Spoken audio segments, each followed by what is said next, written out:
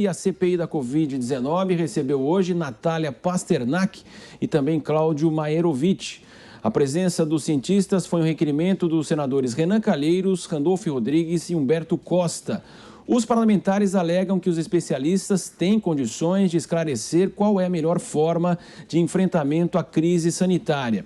Diretora-presidente do Instituto Questão de Ciência, Natália Pasternak, é microbiologista, pesquisadora da Universidade de São Paulo e a USP também PhD com pós-doutorado em microbiologia na área de genética molecular de bactérias pelo Instituto de Ciências Biomédicas da USP. Já o Cláudio Maerovitch é médico sanitarista da Fundação Oswaldo Cruz, Fiocruz, e também ex-presidente da Agência Nacional de Vigilância Sanitária, Anvisa. Maerovitch declarou que trazer a Copa América para o Brasil é uma atitude insana. Já para a Natália Pasternak, quando a ciência é distorcida, é obrigação dos cientistas se manifestar. Eu vou começar aqui com o Jorge Serrão. Serrão, claro, eu falei o currículo de ambos aí, um currículo, claro, respeitável.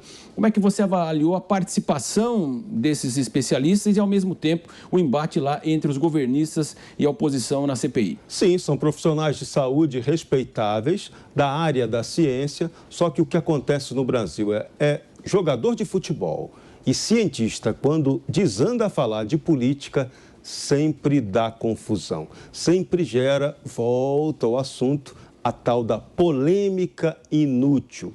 Isso que eles lançaram hoje sobre a questão da Copa América, sobretudo Maerovitch, é uma opinião que não acrescenta em absolutamente nada. Ele teria que esculachar, então, todas as competições esportivas que estão acontecendo por aqui. A Copa América não vai nem acelerar nem frear a disseminação lamentável da Covid no Brasil, que é um país sem saúde, um país que tem um povo altamente hipocondríaco, mas um povo que não é cuidado devidamente no tratamento preventivo de saúde. Essa é a verdade.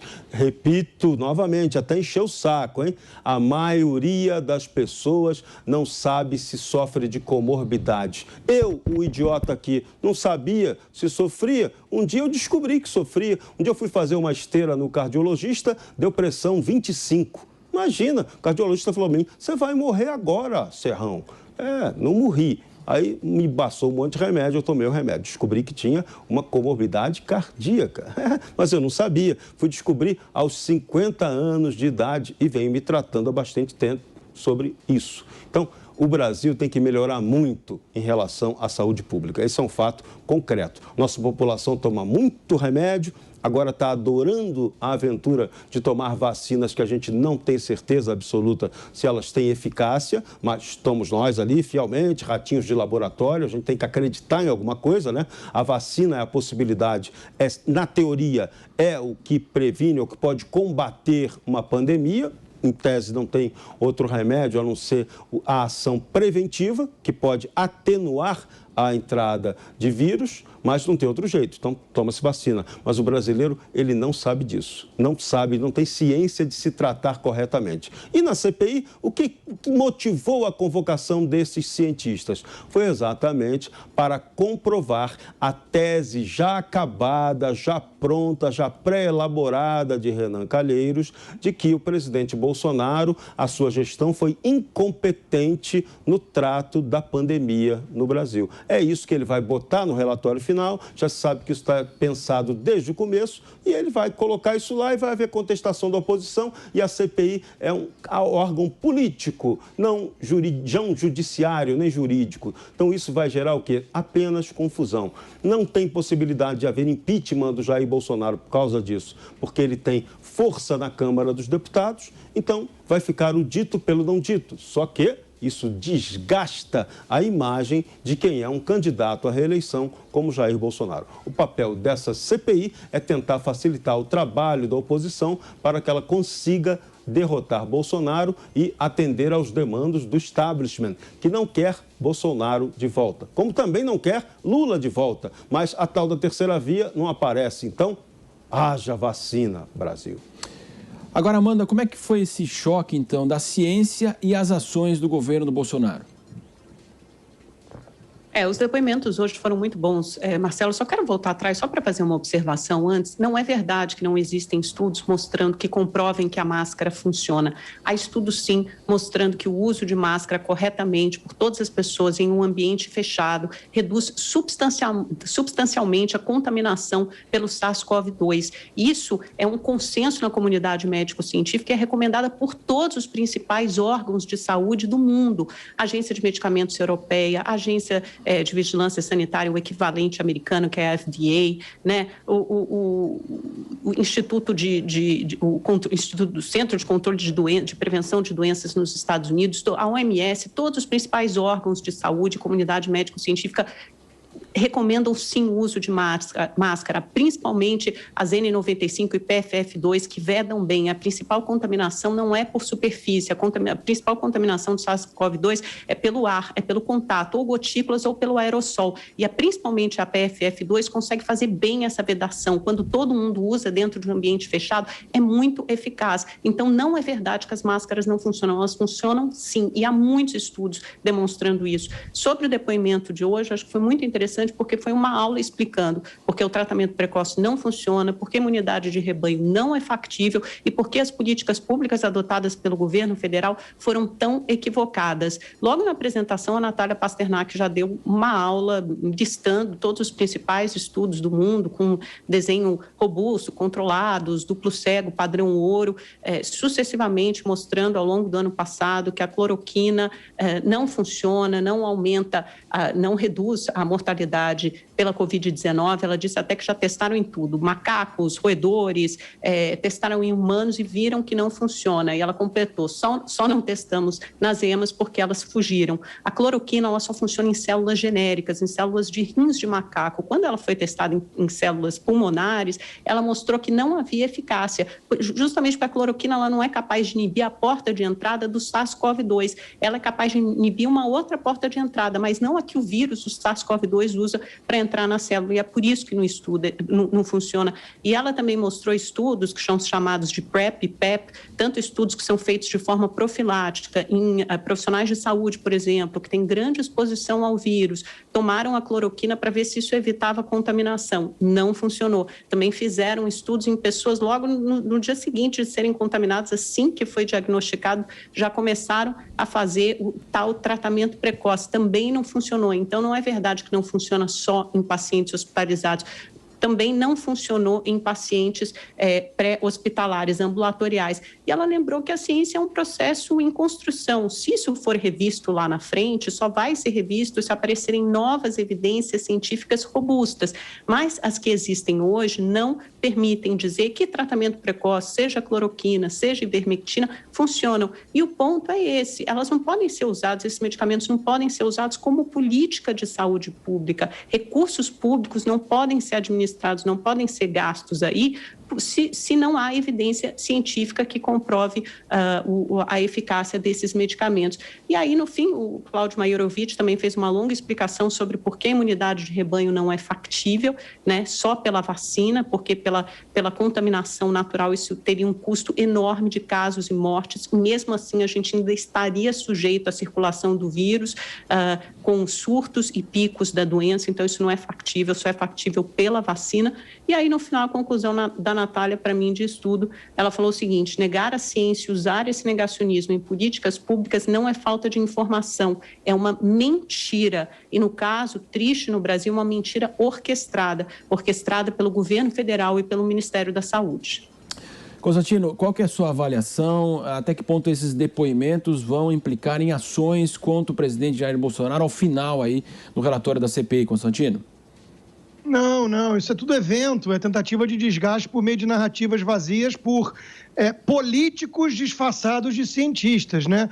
Você leu na abertura uma parte do currículo dos depoentes de hoje. Se você fosse ler o Danise Yamaguchi, não ia acabar hoje, né? Mas o principal ponto nefasto que temos visto nessa pandemia, além, claro, das mortes, é a politização da ciência e a arrogância com a qual alguns jornalistas, políticos, ignorantes tratam o assunto, selecionando de forma muito seletiva, né, fazendo aquilo que os americanos chamam de cherry picking, quem fala em nome da ciência, quem é o porta-voz da ciência, né, é aquele que diz aquilo que eu quero ouvir. É politização pura. Hoje tivemos ali 2 anti-bolsonaristas, né, por acaso eles têm um currículo e o pé na ciência, mas tem vários outros, né, que tem também e que falam o contrário, e aí são desqualificados, rotulados de picaretas ou até mesmo de negacionistas, que é um termo de seita religiosa. Ciência não se faz assim. A própria Pasternak disse que ciência não é uma questão de opinião. Eu concordo exatamente com isso. E o problema é que nós estamos vendo muita opinião e muita politicagem, né, sem o devido respaldo científico. Essa CPI é circense desde o começo. Hoje eu vi uma charge que define essa CPI, eu adoro o poder de síntese dos chargistas bons, e é o Lula, né, escrito ladrão, com uma marionete, né, tendo ali o Omar Aziz e o Renan Calheiros. Olha o nível das pessoas que a oposição e a mídia estão tendo aí que apostar as fichas, né? Manipulando os dois ali para seus interesses. Então, é disso que se trata, né? Criar narrativas que demonizam o governo federal, demonizam milhares de médicos e cientistas que apostam em algum tipo de tratamento, enaltecendo até mesmo uma cantora de jazz, que aí sim, se for ler o currículo, acaba muito rapidinho, né? A menos que a gente entre no meio musical. E ali tem o mesmo apelo à autoridade. Transformaram o Dr. Fauci numa sumidade. Vários jornalistas têm culpa nisso. Confundiram ele com a própria ciência. E ele adorou, né? Só que os cientistas também são seres humanos, sujeitos a paixões, a preferências, a visões de mundo, a conflito de interesses, né? Então, agora que o Dr. Fauci está mais desmascarado com o vazamento dessas mensagens, a turma fica meio nervosa, sem saber como reagir, porque colocaram o homem como se fosse sinônimo da ciência, e ele acreditou. Tanto que ele está falando que criticá-lo agora é atacar a ciência. Então, a coisa mais preocupante que eu estou vendo nessa pandemia é essa arrogância, né, de pessoas que usam em vão, né, o santo nome da ciência de forma religiosa para poder impor uma visão de mundo e bem autoritária, cá entre nós, né? Que enxerga indivíduos como peças de um tabuleiro de xadrez que tem que obedecer o que eles determinam para salvar um número maior de vidas e ponto final, né? E sem nenhuma prova, repito. Então, se a gente for cobrar o mesmo teste duplo de ouro, não sei o que, para remédios cardiovasculares e tantas outras doenças, 9 em cada 10 vão desaparecer das prateleiras, né? E não são os mesmos que não pedem, por exemplo, para proibir a homeopatia, né? Então, é tudo muito incoerente, é tudo muito hipócrita e é tudo muito anticientífico. Porque, para quem estudou um pouquinho de Sir Karl Popper, de cientistas, de pessoas da área, sabe que a ciência clama para refutarem as suas teses. Ela age na base da humildade. E tudo que a gente vê ligado a aquecimento global e agora a essa pandemia é o oposto. É linguagem de seita religiosa, herege, negacionista, monopolização dos fins nobres. Eu sou a ciência e quem discordar de mim tem intenções malignas. E interdita o debate. Isso é o oposto da ciência. Então nós estamos vendo picaretas falarem em nome da ciência. Isso é muito grave. Serrão, o Constantino trouxe aí o Dr. Fauci, a Amanda também falou novamente das máscaras, e eu queria perguntar para você, a gente sabe do poder, né, do presidente, das suas declarações, nas pessoas que o apoiam, e também já observamos várias disputas aqui, por exemplo, a pessoa vai sem máscara numa loja e depois não coloca máscara, tem briga, isso a gente viveu muito aqui no Brasil. Você avalia que a partir de agora, com essa fala do presidente, ele vai de fato aí fazer com que as pessoas possam parar de usar máscara, ou então vai haver esse embate de fato? Nós temos 2 movimentos, 2 tendências. As pessoas, de fato, estão de saco cheio de usar a máscara. Isso é um ponto pacífico. 2, as pessoas, por civilidade e por imposição legal, têm que usar a máscara em ambiente fechado.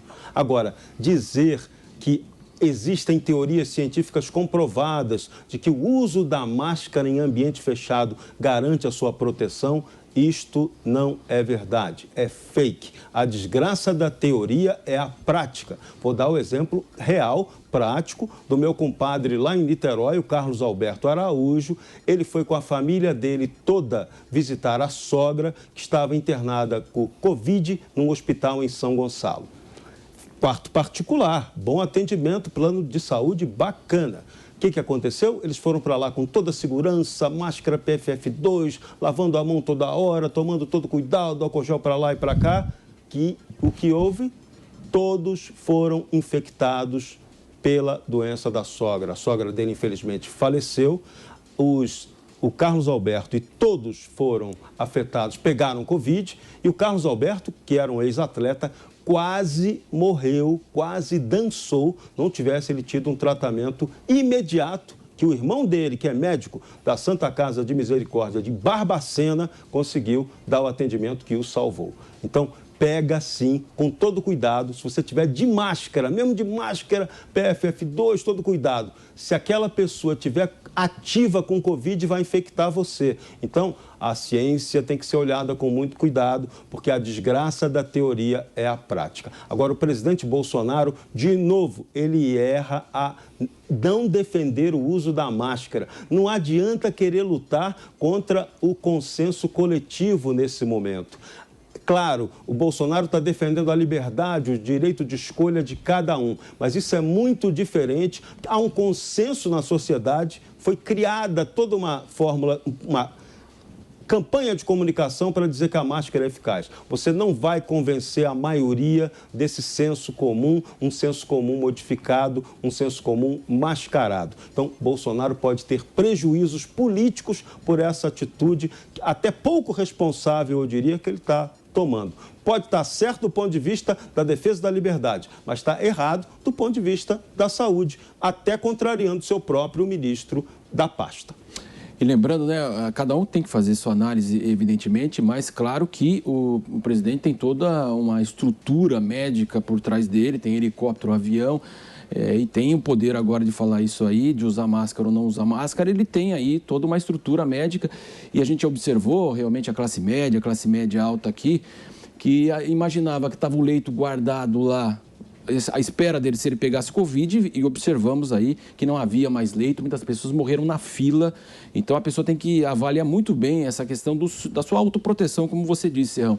Queria falar com a Amanda justamente dessa politização aí em relação às máscaras.